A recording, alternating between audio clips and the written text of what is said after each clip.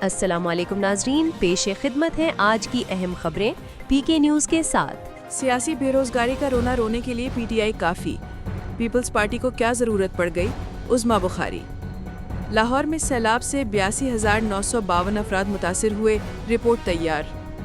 زمین کو بچوں کے لیے محفوظ بنانا ہماری اولین ترجیح ہے، مریم نواز۔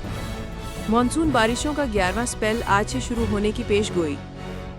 پیٹرول کی قیمت برقرار رکھنے کا فیصلہ، ڈیزل ₹2.78 فی لیٹر مہنگا۔ جناح ہاؤس حملہ کیس میں پی ٹی آئی رہنما محمود الرشید کی درخواست ضمانت مسترد۔ لاہور راولپنڈی بلٹ ٹرین کا فاسٹ ٹریک منصوبہ، 4 آپشنز پر ورکنگ گروپ کی تجاویز۔ کم عمر بچوں کے فیس بک اور ٹک ٹاک استعمال پر پابندی کی درخواست پر جواب طلب۔ ورلڈ ایتھلیٹکس چیمپئن شپ میں پاکستان اور بھارت کل ایک بار پھر آمنے سامنے۔ سونا عوام کی پہنچ سے دور، قیمتیں تاریخ کی بلند ترین سطح پر پہنچ گئیں۔ وزیر اعظم شہباز شریف نے اسرائیلی توسیع پسندی کا مقابلہ کرنے کے لیے ٹاسک فورس بنانے کی ضرورت پر زور دیا۔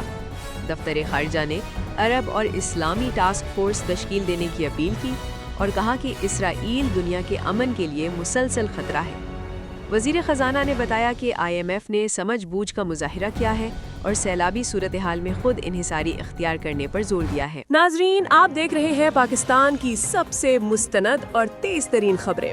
اگر آپ چاہتے ہیں کہ سچائی اور ہر بڑی خبر سب سے پہلے آپ تک پہنچے تو ابھی ہمارے چینل کو سبسکرائب کریں، ویڈیو کو لائک اور شیئر کرنا نہ بھولیں تاکہ یہ آواز ہر کونے تک پہنچے۔ شکریہ۔ اللہ پاکستان کو ہمیشہ اپنی حفاظت میں رکھے۔